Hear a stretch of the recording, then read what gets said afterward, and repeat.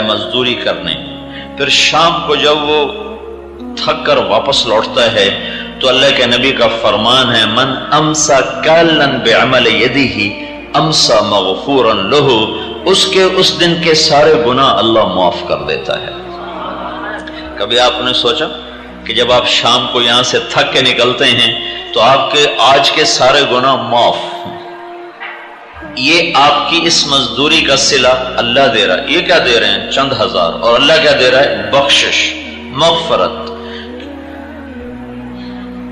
حضرت سعد بن معاذ رضی اللہ تعالیٰ عنہ اللہ کے نبی کے ایسے سامنے بیٹھے ہوئے تھے تو ان کے ہاتھوں پہ نظر پڑی اللہ کے نبی کی، تو ان کے ہاتھوں پر نہ ایسے نشان تھے اور ہاتھ بڑا سخت.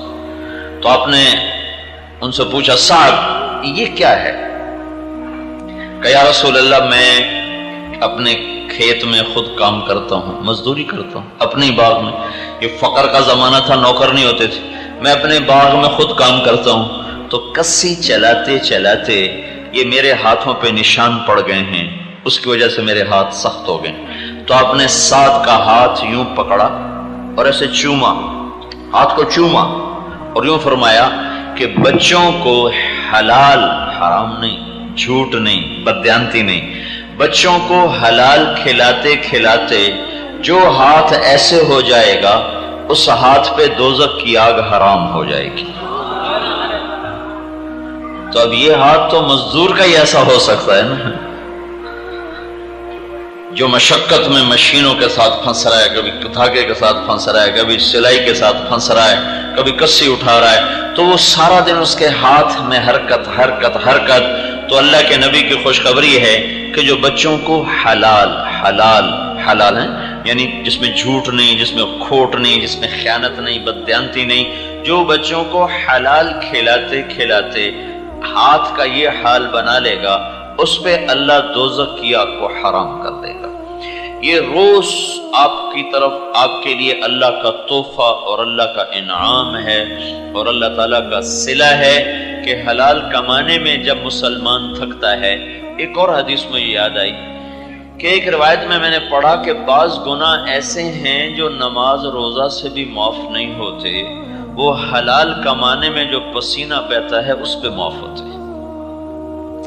اور حلال کمائی میں جو تھکن ہوتی ہے اور تھکاوٹ ہوتی ہے اور پریشانی ہوتی ہے اس پر وہ گناہ اللہ تعالیٰ معاف فرماتا ہے. ایک بادشاہ نے بڑا گھر بنایا بہت خوبصورت، پھر اس نے اپنی رعایا کو دعوت دی، آؤ دیکھو میرا محل کیسا ہے. تو لوگوں نے دیکھا، اس کی بڑی تعریف کی کہ بہت عالیشان ہے. 2 آدمی چپ بیٹھے رہے، وہ کچھ نہیں بولے. بادشاہ نے کہا تم نہیں بولے؟ وہ کہنے لگے ہماری رائے تھوڑی مختلف ہے. کہا کیا؟ کہنے لگے باقی تو ٹھیک ہے، یہ گھر بہت عالیشان ہے لیکن اس میں 2 عیب ہیں، 2 عیب، وہ نکل جائیں تو پھر ہر شے مکمل ہے. بادشاہ نے پوچھا کیا ہے؟ کہ ایک عیب تو یہ ہے کہ اس گھر کا بنانے والا ایک دن مر جائے گا اور یہ گھر چھوڑ جائے گا، اور دوسرا عیب یہ ہے کہ یہ گھر ایک دن اجڑ جائے گا، مٹ جائے گا، باقی ٹھیک ہے. تو بادشاہ نے کہا باقی پھر ٹھیک رہے گی کیا ہے؟ جھاڑو ہی پھیر دیا تم نے، پیچھے کیا رہ گیا؟ تو وہ کہنے لگا کوئی گھر ایسا ہے جس کا مالک مرتا نہ ہو اور وہ گھر اجڑتا نہ ہو. کہاں ہے؟ کہ وہ کدھر ہے؟ کہ اس کے لیے بھی مرنا پڑتا ہے، وہ یہاں نہیں ہے، وہ موت کے بعد ہے، وہ جنت ہے. تو آرام اور چین اور سکھ کی زندگی کے لیے اللہ نے ایک ٹھکانہ بنایا ہے جس کا نام اس نے جنت رکھا ہے، اور نافرمانوں کے لیے ایک ٹھکانہ بنایا ہے جس کا نام اس نے جہنم رکھا ہے. وہ بھڑکتی آگ ہے، وہ مہکتا چمن اور گلستان ہے، جہاں اللہ آپ کی ہر خواہش کو اعلیٰ پیمانے پر پورا کرنے والا ہے جس کو کوئی نہ سوچ سکتا ہے، نہ تصور کر سکتا ہے. اس عالی شان جنت کو اللہ نے مٹی سے نہیں بنایا، پتھر سے نہیں بنایا، لوہے سے نہیں بنایا.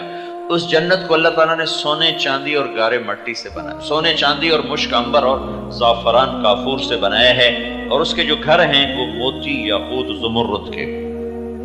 اس میں ایک اللہ نے جنت بنائی ہے جس کا نام ہے جنت الفردوس. فردوس اللہ کے VIPs کی جنت ہے. اور عجب بات ہے کہ قیامت میں اللہ کے سارے VIP میں کوئی 99% غریب لوگ ہوں گے اور کوئی 100 میں ایک مالدار ہوگا، ورنہ 99 میں 99 غریب لوگ اللہ کے VIP ہوں گے۔ ایک صحابی نے پوچھا یا رسول اللہ قیامت کے دن آپ کو کہاں ڈھونڈیں؟ تو آپ نے کہا میری امت کے غریبوں میں ڈھونڈنا، میں ان کے ساتھ کھڑا ہوں گا، مالداروں کے ساتھ نہیں، میں غریبوں کے ساتھ ہوں۔ اور ہمارے نبی نے غربت کا وہ معیار قائم کیا کہ میں پوری دنیا پھرا ہوں، میں نے کوئی غریب ایسا نہیں دیکھا جو اللہ کے نبی کے درجے کی غربت گزار کے دنیا سے گیا ہو یا گزار رہا ہو، کہ ہمارے نبی پر 4 دن گزر جاتے تھے، ایک لقمہ منہ میں نہیں جاتا تھا، ایک لقمہ۔ آپ باغ میں داخل ہوئے تو کھجوریں تھی گری پڑی، تو آپ کھجور اٹھا کے کھانے لگے، اور آپ کے ساتھ ایک صحابی ہیں عبداللہ بن عمر، تو آپ نے ان سے کہا عبداللہ تو نہیں کھاتا؟ کہ یا رسول اللہ مجھے بھوک نہیں۔ تو آپ نے فرمایا عبداللہ مجھے بھوک لگی ہے، آج 4تھا دن ہے میں نے کچھ نہیں کھایا، 4تھا دن ہے۔ تو پوری دنیا میں میں نے کوئی ایسا غریب نہیں دیکھا جو 4 دن کھانا نہ کھاتا ہو، جس کے گھر میں 4 دن چولہا نہ جلتا ہو، ایسا غریب دنیا میں کوئی نہیں دیکھا ہے۔ اور 2 مہینے گزر جاتے تھے، اللہ کے نبی کے گھر میں چولہا نہیں جلتا تھا، اور فاقے سے رہتے تھے، اور پانی اور کھجور کھانا تھا۔ اور بعض اوقات ایسی نوبت آ جاتی تھی بھوک کی وجہ سے کہ آپ کی عادت نہیں تھی کہ جس گھر میں ہوتے تھے نا، آپ کی 9 بیویاں تھیں جن کے ساتھ آپ رہ رہے تھے، جس گھر میں ہوتے تھے وہیں کھانا کھاتے تھے، مل گیا ورنہ روزہ رکھ لیتے تھے۔ بعض اوقات ایسا ہوتا تھا کہ بھوک کی شدت میں آپ سارے گھروں میں پتہ کرواتے کہ پتہ کرو دوسری بیوی کے گھر میں کچھ مل جائے، تو کسی بیوی کے گھر سے ایک لقمہ نہیں ملتا تھا۔ اور یہ فقیری آپ کی اختیاری تھی، کوئی زبردستی نہیں تھی کہ ملا نہیں۔ ایک اسرافیل آیا اور آپ کے سامنے ایسے تھال رکھ کر کہا یا رسول اللہ یہ ساری دنیا کے خزانوں کی چابیاں ہیں، اگر آپ فرمائیں تو اللہ آپ کے لیے ساری دنیا کے پہاڑ سونا چاندی بنا دے گا، آپ کیا چاہتے ہیں، بادشاہت یا فقیری؟ کا میں فقیری چاہتا ہوں، میں بادشاہت نہیں چاہتا۔ پھر آپ نے فرمایا جب میں جنت میں جاؤں گا نا تو سب سے پہلے میں جنت میں داخل ہوں گا، اور میری سواری کی لگام بلال کے ہاتھ میں ہوگی جو پکڑ کے میرے ساتھ داخل ہوگا، اور میرے دائیں بائیں میرے ساتھ میری امت کے غریب لوگ ہوں گے، مالدار بعد میں آئیں گے، اور غریب لوگ 500 سال پہلے جنت میں چلے جائیں گے، 500 سال جنت میں پہلے چلے جائیں گے، مالدار لوگ بعد میں داخل ہوں گے، اور میں تھوڑے مالدار ہوں گے جو جنت میں جانے والے ہوں گے، کیونکہ مال کی کثرت انسان کو بہت سی مصیبتوں میں پھنسا دیتی ہے اور بہت سی نافرمانیوں میں پھنسا دیتی ہے۔ حشر کے میدان میں کچھ لوگوں سے اللہ فرشتوں سے کہے گا حساب لو، وہ آئیں گے ان کے پاس کہ بھائی حساب دو، وہ کہیں گے کس بات کا؟ کہا جو اللہ نے دیا تھا، کہا ہمیں تو دیا ہی کچھ نہیں تھا، حساب کیا دیں؟ تو فرشتے آ کر اللہ سے کہیں گے یا اللہ، وہ یوں کہہ رہے ہیں ہاں حساب کس بات کا لیتا ہے، ہمارے پاس تھا کیا جس کا حساب لیتا ہے؟ تو اللہ تعالیٰ ان کو بلائے گا، ہاں بھائی میرے بندو کیا مسئلہ ہے؟ کہیں گے یا اللہ یہ تیرے فرشتے آئے تھے حساب لینے، تو ہم نے کہا ہمیں تو کچھ دیا نہیں تھا، مال تو غیروں کو دیا، ہم تو اپنے ترس کے گزار گئے۔ تو اس پر اللہ تعالیٰ فرمائے گا اما انی لم ازو عنکم الدنیا لحوان بکم علی، میرے بندو مجھے پتا تھا، میں نے تمہیں دنیا نہیں دی اس لیے نہیں کہ میرے پاس تھوڑی تھی، اس لیے نہیں کہ میں تم سے غافل تھا، اس لیے نہیں کہ تمہارا درجہ کوئی میری نظروں میں چھوٹا تھا، میں آج تمہیں مالداروں سے اور بڑے دنیا جنت والوں سے تمہیں عالی شان درجات دینا چاہتا تھا، اس لیے میں تمہیں دنیا سے بچا کے رکھتا چلا آیا۔ آج ساری جنت تمہاری ہے، جدھر قدم رکھو گے تمہاری ملک ہے، تمہارے حوالے ہے۔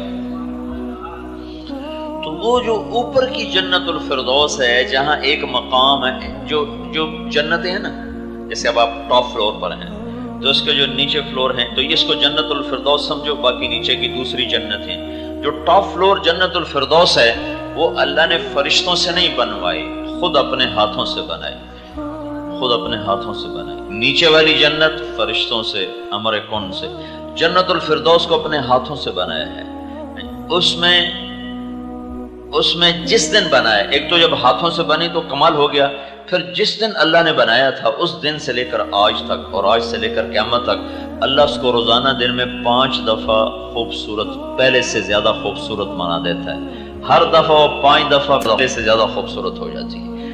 اس جنت الفردوس میں ایک عالی شان مقام ہے اس کے اندر۔ تو اللہ کے نبی نے فرمایا اس جنت میں 3 آدمی جا سکتے ہیں، چوتھا نہیں۔ کون کا؟ ایک وہ جس کو اللہ نے حکومت دی اور اس نے عدل کیا، ظلم نہ کیا، رزق دیا، طاقت دی، اس نے عدل کیا، ظلم نہ کیا۔ مالداروں کے لیے بھی راستہ دیا ہے، میرا نبی مالداروں کا بھی نبی تھا، غریبوں کا بھی تھا۔ اور فرمایا دوسرا وہ جس کے ساتھ رشتہ دار برا سلوک کرتے تھے اور وہ اس کے باوجود ان سے اچھا سلوک کرتا رہا۔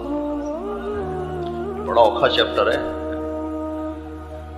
چونکہ ایک دم بدلے کا ذہن بنتا ہے، اس نے ہمیں یوں کہا ہم کیوں نہ کریں، اس نے یہ کیا ہم کیوں نہ کریں۔ تو اللہ کے نبی نے فرمایا جو یہ نہیں کرے گا اور اپنے رشتہ داروں کی ہر زیادتی کے بدلے میں صبر کر کے ان کے ساتھ اچھا سلوک کرتا رہے گا، تو دوسرا یہ ہوگا جو جنت کے اس مقام پر پہنچے گا۔ تیسرا دوسرا نہیں ہے، یہ اچھا سلوک ایسی دولت ہے۔ اور تیسرا فرمایا وہ جس کو میں نے تھوڑا رزق دیا اور اس میں گزارا کر رہا اور غلط کام نہ کیا، جھوٹ نہ بولا، بددیانتی نہ کی، خیانت نہ کی، کھوٹ ملاوٹ، جتنے راستے ہیں غلط کمانے کے۔ رزق تھوڑا دیا تھا، گھر اس کا بڑا تھا، خاندان اس کا زیادہ تھا، کمائی اس کی تھوڑی تھی، تو اس میں گھٹ گھٹ کے چلتا رہا اور اسی میں وہ سہ کے چلتا رہا اور اسی میں وہ سہتے سہتے مر گیا۔ اور اس نے میری نافرمانی کے لیے ایک لقمہ بھی نہ اٹھایا، ایک پیسے کا بھی روادار نہ ہوا۔ میں اس کو اس عالی شان مقام پر پہنچاؤں گا جہاں بڑے بڑے ابدال اور قطب اور بڑے بڑے اولیاء اور مشائخ نہیں پہنچیں گے، لیکن یہ آدمی وہاں پہنچ جائے گا۔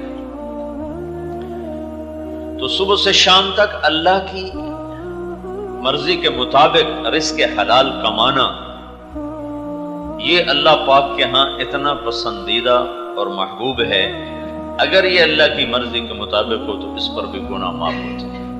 ایک تو میرے جی میں یہ آیا کہ آپ اکثر نوجوان تھے، تو میں نے کہا میں آپ کو یہ بتاؤں آپ کی حوصلہ افزائی کے لیے کہ آپ اس پر پریشان نہ ہوں کہ یہ ضرورت پوری ہوتی ہے اور وہ پوری نہیں ہوتی۔ اس پر اللہ بہت کچھ دینے والا ہے، اور یہ اس لیے اللہ تعالیٰ کے دن قیامت کے دن فرمائے گا بھائی غریب میرے غریب بندوں کو بلاؤ، چلو بھائی تم مالداروں سے 500 سال پہلے جنت میں چلے جاؤ، ان کا حساب ہوتا رہے گا اور ان کو جنت میں داخل کر دیا جائے گا۔ اور 500 سال کتنا لمبا عرصہ ہے، یہ زندگی ہماری 50 60 70 سال کی ہے، اور وہاں پہلا صلہ اس کا یہ ہوگا کہ اللہ اتنی صدیاں پہلے ان کو جنت میں پہنچا دے گا جو دنیا میں ضرورتوں کے ہاتھوں ٹوٹتے رہے اور پٹتے رہے، لیکن اللہ کے حکم کو نہیں چھوڑا اور اللہ کی شریعت کو نہیں چھوڑا۔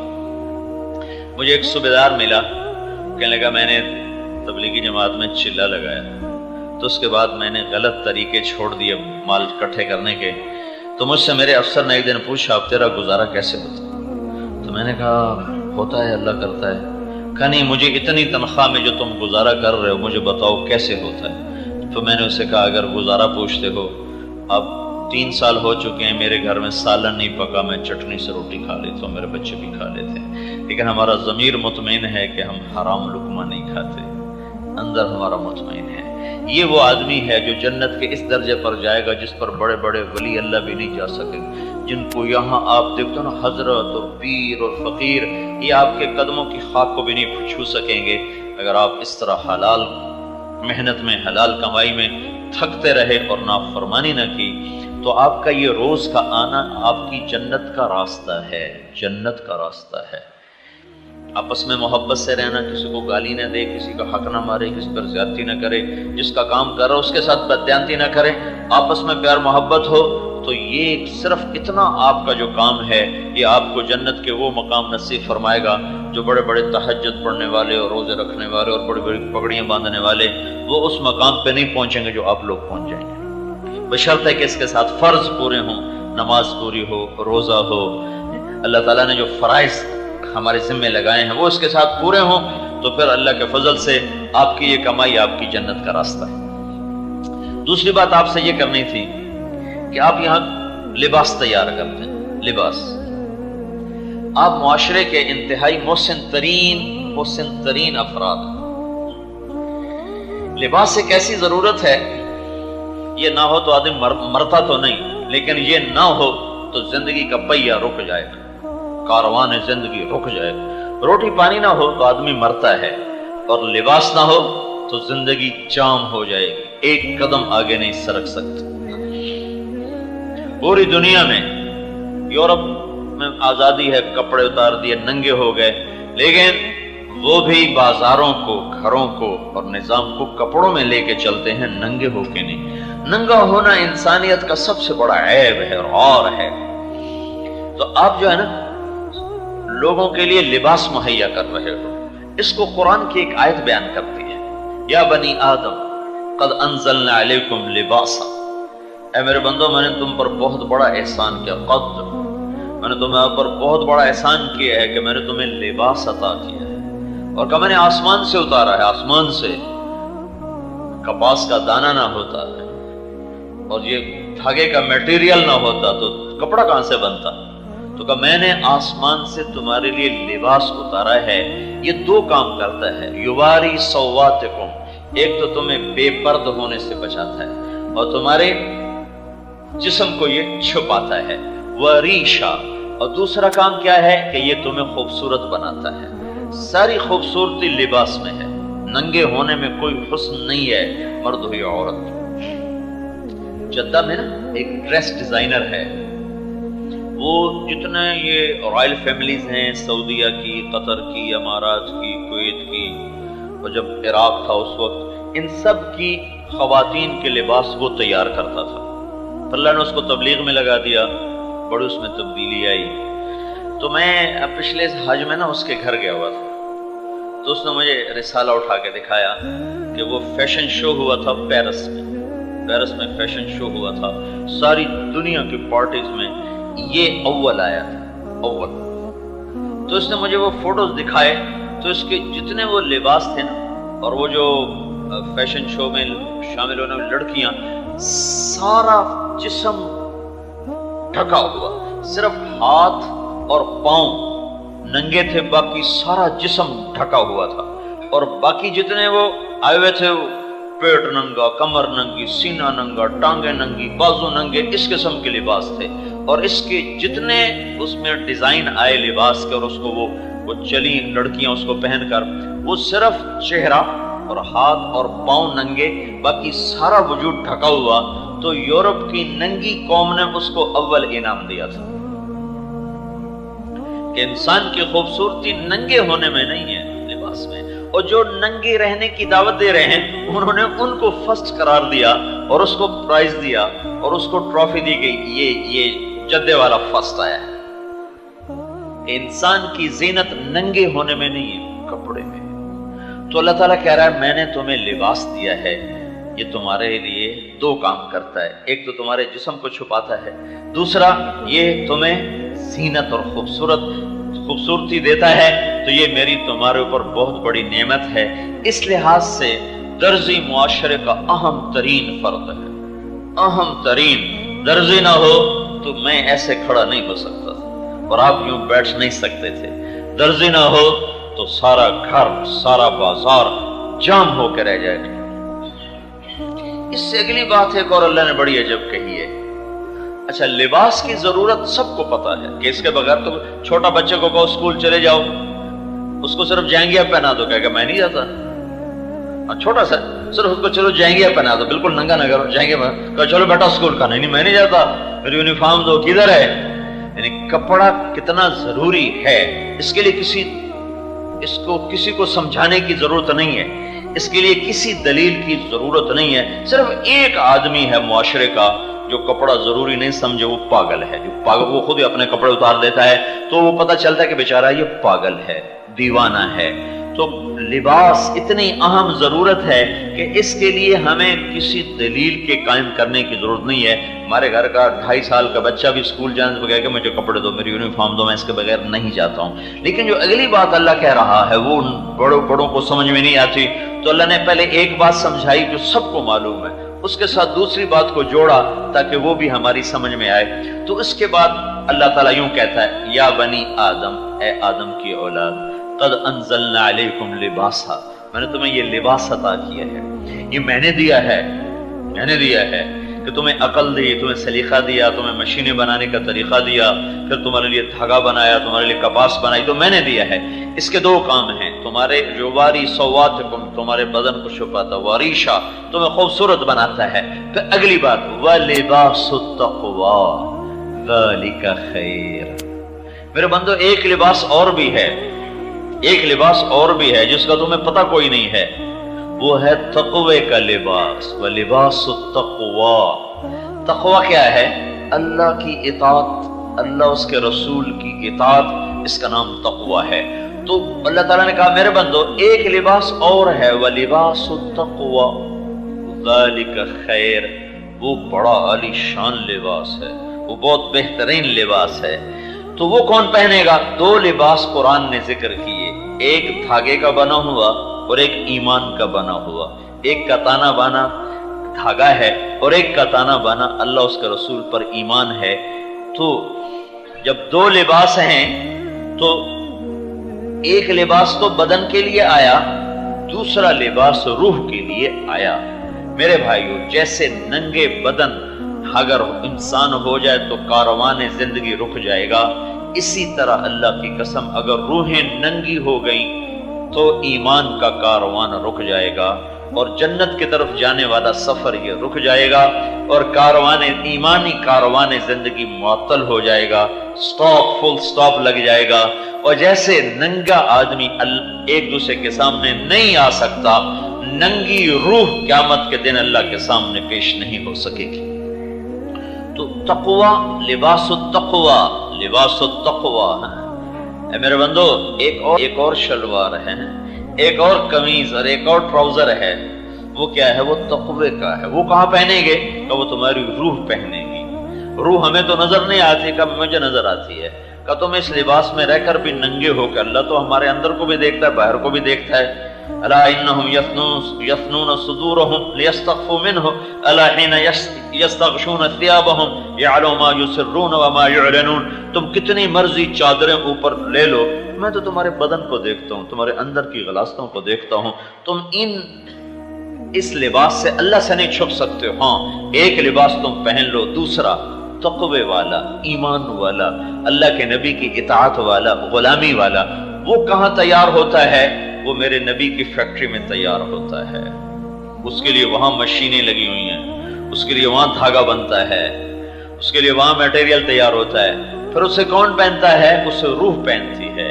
جب روح پہنتی ہے تو جیسے تم لباس پہن کر ایک دوسرے کی نظروں میں جچ جاتے ہو، ایسے جب تم تقوی کا لباس اپنی روحوں کو پہناؤ گے تو تم اللہ کی نظروں میں جچ جاؤ گے۔ اللہ تمہیں محبوب بنا لے گا، اللہ تمہیں پیارا بنا لے گا، اللہ تمہیں اپنا بنا لے گا۔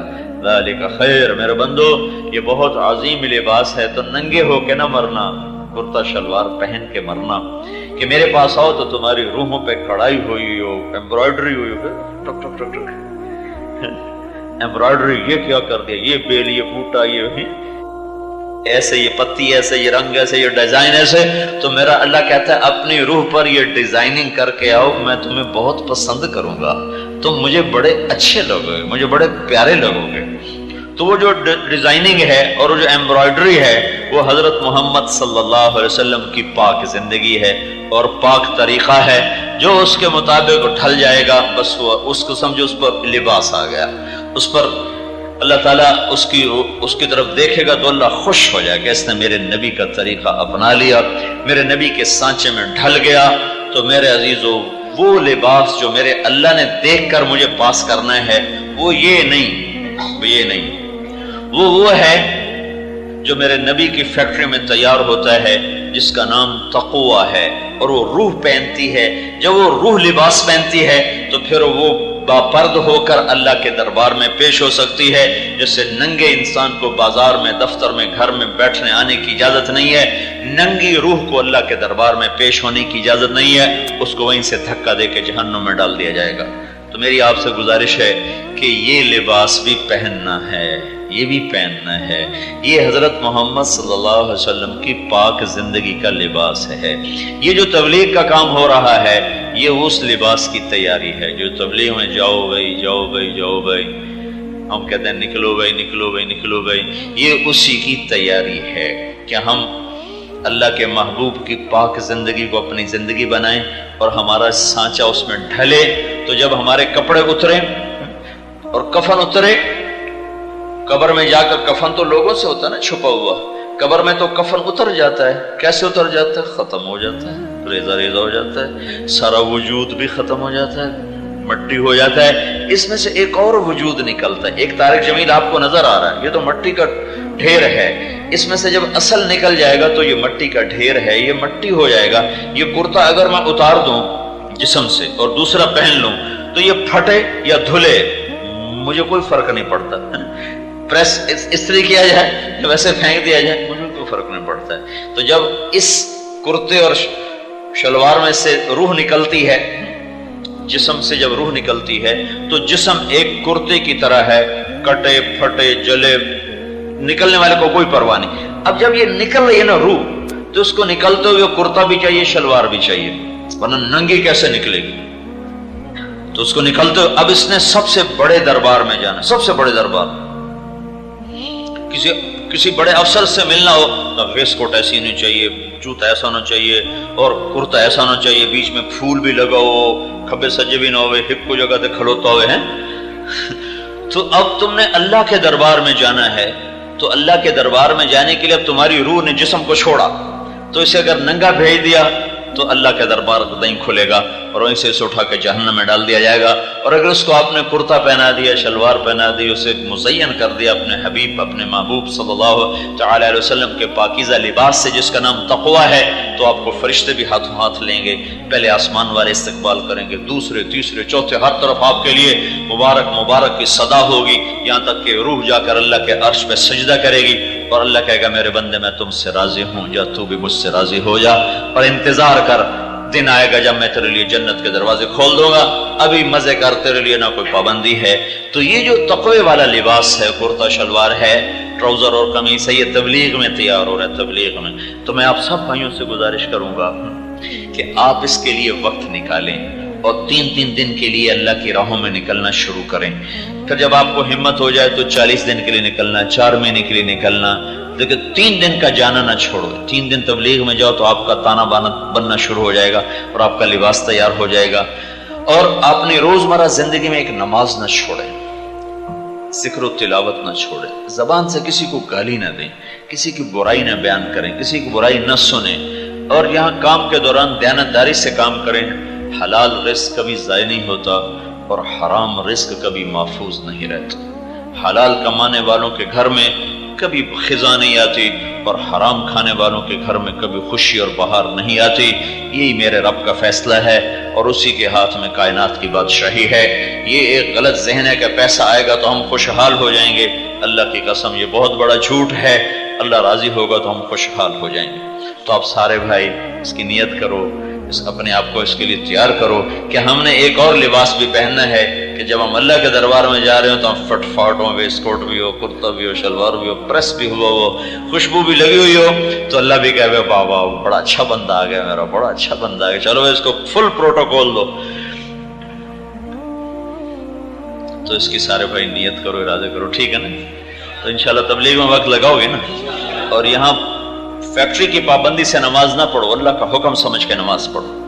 اور ان کے اوپر جو تمہارے باسز ہیں ان کی چیک بیلنس سے دیانتداری سے کام نہ کرو، بلکہ اللہ کا کو اپنے سامنے حاضر ناظر رکھ کے دیانتداری سے کام کرو. تو میں نے آپ کو کتنے فضائل سنائے ہیں کہ اگر آپ شام کو جب گھر لوٹیں گے تو آپ کے گناہ معاف ہوں گے اور آپ کے کھاتے کھلے ہوں گے کہ اللہ آپ کو معاف کر چکا ہو. ٹھیک ہے نا بھائی؟ اللهم لك الحمد كما أنت أهله فصل على محمد كما أنت أهله وافعل بنا ما أنت أهله إنك أهل التقوى وأهل المغفرة. ربنا آتنا في الدنيا حسنة وفي الآخرة حسنة وقنا عذاب النار. اللهم وفقنا لما تحب وترضى واجعل آخرتنا خيرا من الأولى. یا اللہ ان سب بھائیوں کو قبول فرما، ہم سب کو قبول فرما. ان کی محنت، ان کی زندگی میں برکت عطا فرما، انہیں کشادگیاں عطا فرما، ان کی روحوں کو بھی مزین فرما، ان کے جسموں کو بھی مزین فرما. دنیا بھی آسان فرما اور آخرت بھی آسان فرما. یا اللہ اس رزق کے حلال کمانے والا بنا، صحیح محنت کرنے والا بنا، اور زندگی یا اللہ ایسی گزروا دے کہ تو راضی ہو جائے، تو راضی ہو جائے. جو کام تجھے ناپسند ہیں تو نے روکا ہے وہ ہمیں چھوڑنے کی توفیق دے دے. جو تجھے پسند ہیں اور تو نے ان کے کرنے کا کہا ہے ان کے کرنے کی توفیق دے دے. ان کے مال جان عزت آبرو میں برکت دے دے. دنیا اور آخرت کی ہر خیر عطا فرما اور دنیا اور آخرت کے ہر شر سے محفوظ فرما۔ جن کے گھروں میں کوئی بیماریاں ہیں شفا عطا فرما، تنگ دستیاں اور قرضے ہیں تو دور فرما، کوئی آپس کی لڑائیاں اور جھگڑے ہیں تو انہیں صلح میں تبدیل فرما، کوئی بے برکتی ہے تو اسے برکت میں تبدیل فرما۔ یا اللہ کوئی چھپی ہوئی حاجات ہیں جو صرف تجھے سنا سکتے ہیں اور کسی کو بھی نہیں بتا سکتے سنا سکتے، تو میرے مولا اپنے غیب سے ان کی وہ حاجات اپنے خزانوں سے پوری فرما، اپنے خزانوں کے دروازے ان کے لیے کھول دے، اپنی رحمت کے دروازے ان کے لیے کھول دے، اپنی مادی نعمتیں روحانی نعمتیں دونوں کے خزانے ان بھائیوں کے لیے کھول دے، اور ہم سب سے راضی ہو جا اور ہمیں جنت الفردوس میں سب کو اکٹھا فرما۔ وَنَسْأَلُكَ خَيْرَ الدُّنْيَا وَالْآخِرَةِ يَا أَرْحَمَ الرَّاحِمِينَ آمین۔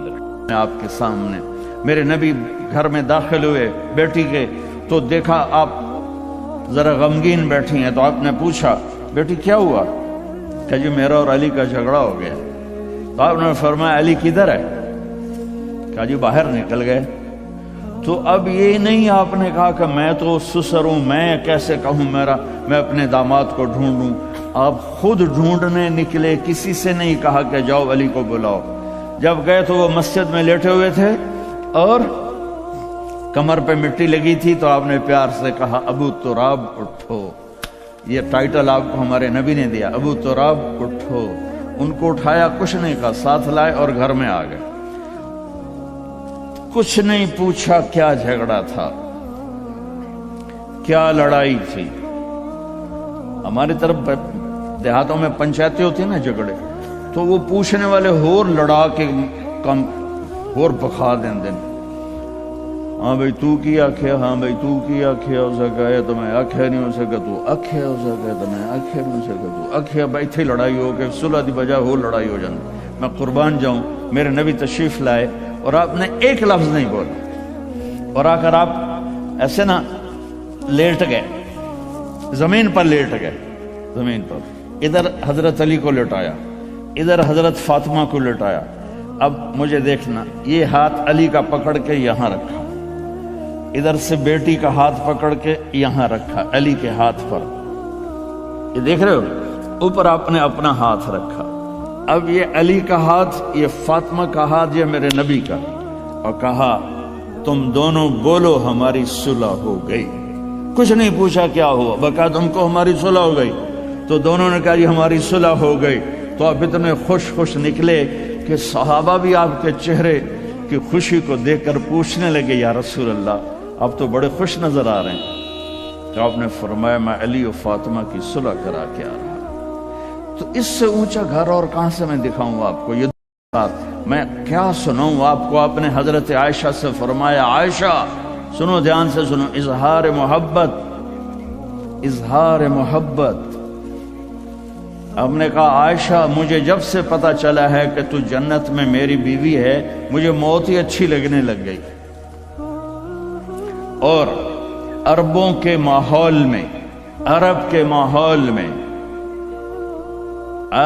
ماحول میں کوئی یہ کہتا مجھے بیوی سے عشق ہے تو عیب سمجھتے تھے، اور کوئی کہتا میری محبوبہ ایسی تو کہتے واہ واہ۔ یہ عرب کا ماحول تھا، جیسے یہاں گرل فرینڈ کا بوائے فرینڈ کا چل گیا ہے۔ اللہ ہمارے بچوں کو پاک دامنی نصیب فرمائے۔ تو عرب اس میں نا کوئی نہیں جھجکتے تھے، کھلم کھلا۔ وَهَلْ تَبْكِينَ، اپنے لیلا مجنوں کا نام تو سنا ہوا ہے، یہ صحیح لوگ ہیں، ساڑھے ہیر رانجے تو سارے کوڑے کسے ہیں۔ تو وَهَلْ تَبْكِينَ لَيْلَا إِذَا مِتُّ قَبْلَهَا وَقَامَ عَلَى قَبْرِ النِّسَاءُ النَّوَائِحُ كَمَا لَوْ أَصَابَ الْمَوْتُ لَيْلَا بَكَيْتُهَا وَجَادَ لَهَا دَمْعٌ مِّنَ الْعَيْنِ صَافِحُ۔ میں نے 2 شعر پڑھے، ہر شعر میں وہ لیلا کا نام لے رہا ہے، لیلا کا نام لے رہا ہے۔ یہ کلچر تھا عرب کا کہ معشوقہ سے محبت کا اظہار فخر، اور بیوی سے محبت کا اظہار اور تو رن مرید ہو گیا، تو زن مرید ہو گیا۔ یہ ماحول سمجھ میں آ گیا؟ اس ماحول میں ایک شخص مسجد میں آتا ہے اور ایسے محفل لگی ہوئی ہے، رو آ کر پوچھتا ہے یا رسول اللہ آپ کو سب سے زیادہ کس سے پیار ہے؟ من احب الناس الیک۔ تو آپ نے اس کے کان میں نہیں کہا ہو رہے آتے ہیں آپ نے زور سے فرمایا عائشہ سے، اللہ وہ تو ہل گیا، آپ نے کہا عائشہ سے، اس کو تو توقع نہیں تھی، تو گھبرا کے کہنے لگا یا رسول اللہ میرا یہ مطلب نہیں تھا، میرا مطلب تھا مردوں میں کس سے زیادہ پیار ہے، تو وہ آپ نے کہنا تھا ابو بکر سے، تو آپ نے ابو بکر نہیں کہا، آپ نے کہا عائشہ کے ابا سے، اس عائشہ کا نام دوبارہ لیا، انہوں تھوڑا جا پانی پیوا مناستا۔ اپنے گھروں کو آباد کرو محبت کے بول سے، محبت کے رویوں سے، محبت کی باتوں سے درگزر کرو، برداشت کرو، یہ میرے نبی نے زندگی سکھائی ہے۔ حضرت عمر کا فرمان ہے ما اکرمہن الا الکریم وما اہانہن الا اللئیم، بیوی کو وہ عزت دیتا ہے جو شرافت والا ہوتا ہے، اور بیوی کو وہ ذلیل کرتا ہے جو کمینہ ہوتا ہے۔ اتنا سخت لفظ کہیں نہیں استعمال ہوا کہ کمینہ آدمی بیوی کو ذلیل کرتا ہے اور شریف آدمی بیوی کو عزت دیتا ہے۔ تو میرے بھائی بہنوں، اللہ کے واسطے میری فریاد سنو، تمہارے گھروں کی خوبصورتی میرے نبی کی غلامی میں ہے۔ یہ ڈبل جابیں چھوڑو، یہ بڑے بڑے گھروں کی دوڑ چھوڑو، بڑی بڑی گاڑیوں کی دوڑ چھوڑو، اپنے گھروں کو بچاؤ اللہ کے واسطے، چونکہ یہاں کی نسل خطرے میں ہے۔ پاکستان میں کوئی برے سے برا بچہ بھی ہوگا تو ایتھیسٹ نہیں بنے گا، اسلام نہیں چھوڑے گا، یہاں اسلام چھوڑ دیتے ہیں۔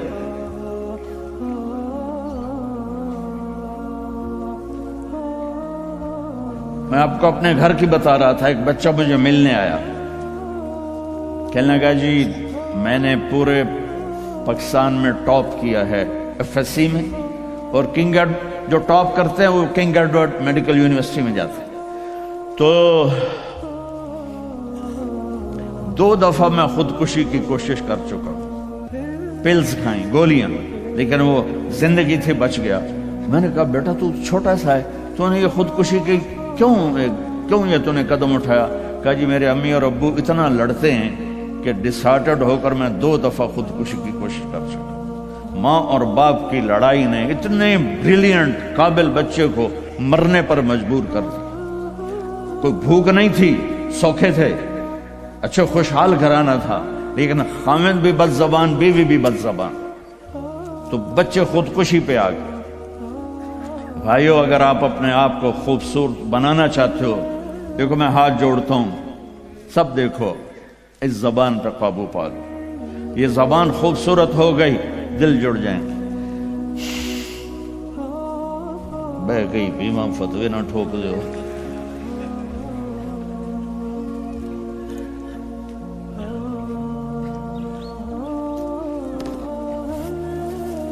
ہماری ایک دھوبن تھی ماسی شریفہ، 85 میں بیچاری فوت ہوئی، چھوٹا قد تو بڑی لڑاکی۔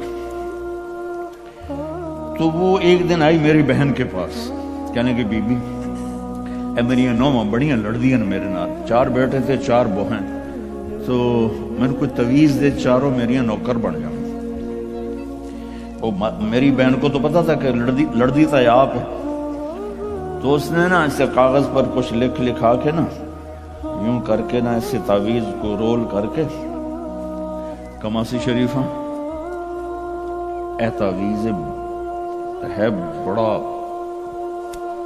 سانپ کے رکھا ڈالا، جب تیری لڑائی ہونے لگے تو نے یہ تعویذ ایتھے رکھ کے چک مار دینا ہے۔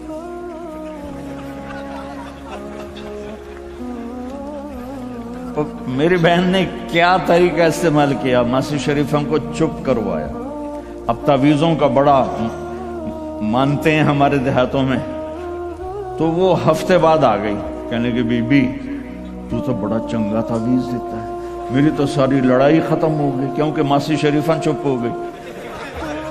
تو میں نے یہ 2 تعویذ بنائے ہیں، ایک آپ مستورات لے لو، ایک آپ لے لو، جب لڑائی ہو تو چک مار کے بہ گئے، آپ کی لڑائی ختم ہو جائے گی۔ ہائے ارے میرے بھائی، قربان جاؤں اہل بیت کے اخلاق پر۔ امام زین العابدین کو گالی دینا نبی کو گالی دینا ہے۔ حضرت حسین جن سے نسل چلی، ان کو ایک آدمی نے گالیاں دی ننگی، وہ یوں منہ کر کے بیٹھ گیا.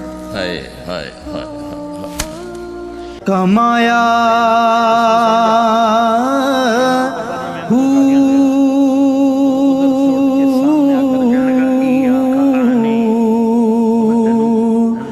نام بھج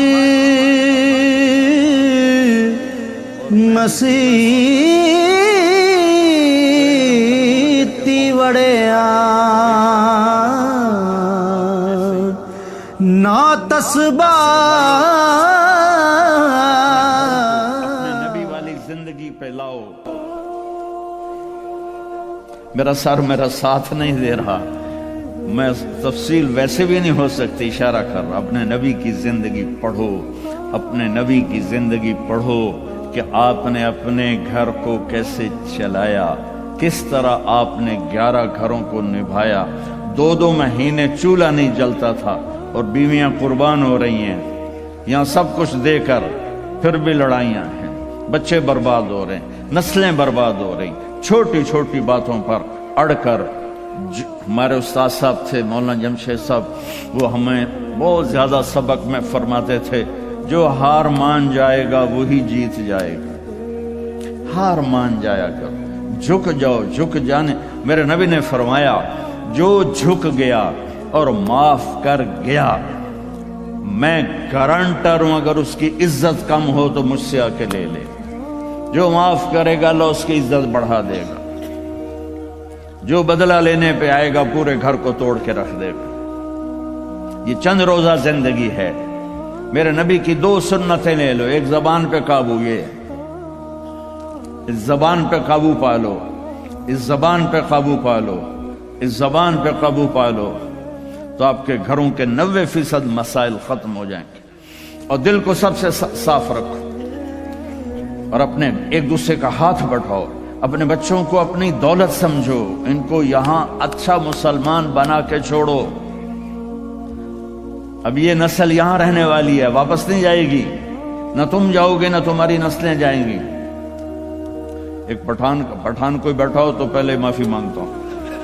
تو ایک پٹھان کا خرگوش گم ہو گیا تو لوگوں نے افسوس کیا کہ خان جی آپ کا تو خرگوش گم ہو گیا. تو وہ کہنے لگا ارے بھائی غم نہ کرو، ہم نے اس کو نسوار کھلایا ہوا ہے، جب نشہ ٹوٹے گا ہمارے پاس ہی آئے گا. تو تمہیں آسٹریلیا کی نسوار لگی یا تم پاکستان واپس جاؤ گے؟ نہیں جاؤ گے، ادھر ہی رہو گے. لہذا یہاں اس طرح زندگی سیکھو کہ آپ کی نسلیں اسلام پہ باقی رہیں. میں اس ایسے اداروں پر محنت کرنے والوں کو سلام پیش کرتا ہوں، فضیل صاحب کو، عاصم کو اور وسیم کو، اور اس طرح جتنے بھی کوشش کر رہے ہیں. دارالعلوم گیا تھا، وہاں دیکھا تھا جیسے ابھی اب انہوں نے اعلان کیا ابھی ہر جگہ جب تم نے رہنا یہاں ہے تو یہیں خرچ کرو. یہاں ڈھونڈو کون زکوٰۃ کا مستحق ہے، اس کو زکوٰۃ دو. یہاں ڈھونڈو کون ضرورت مند ہے، وہ غیر مسلم بھی ہے تو صدقہ دو. زکوٰۃ مسلمان کو ہے، صدقہ دو، اوپر دو. زکوٰۃ دینے سے آدمی سخی نہیں بنتا اور بخیل بھی نہیں رہتا. رات بھی ان کے اسکول آیا تھا تو یہ میں نے قصہ سنایا تھا کہ زکوٰۃ دینے والا ایک ہوتا ہے نا مرد، ایک ہوتی ہے عورت، ایک درمیان والا کون ہوتا ہے؟ وہ دسو. خسرا.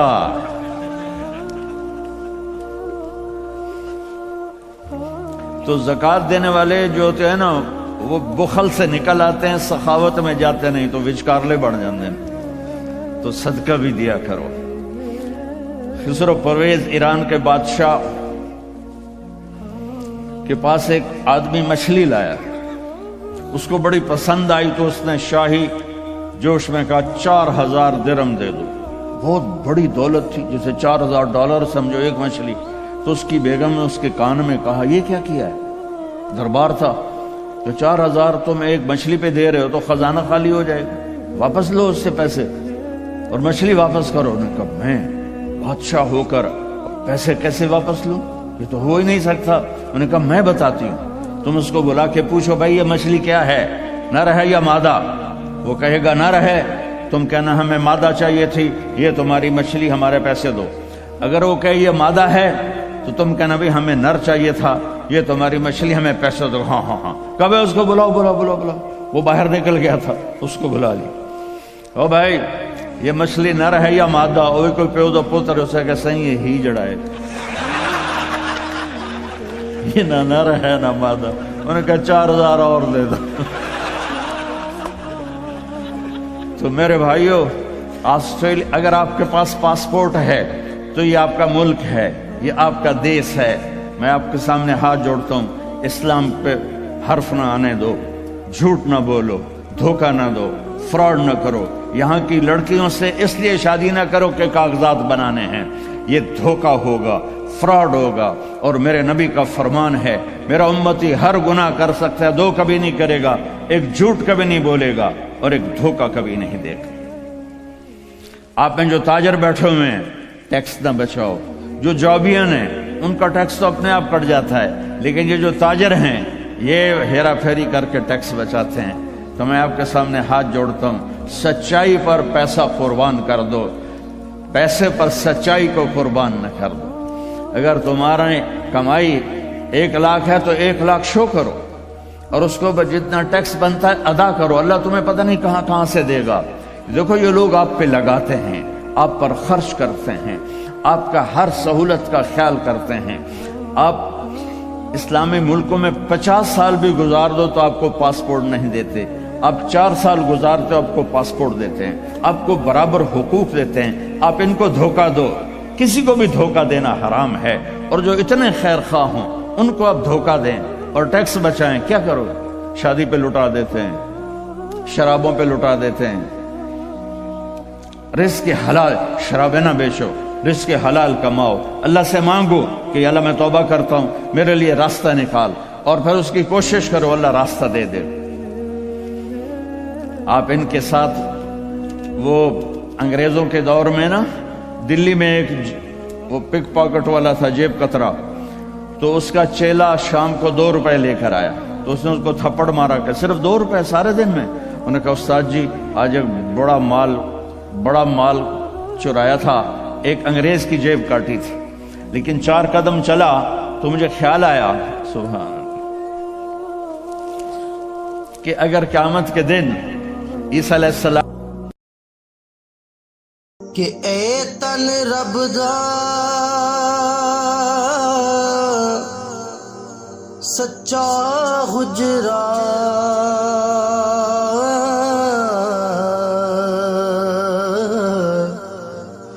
ते खिड़िया बा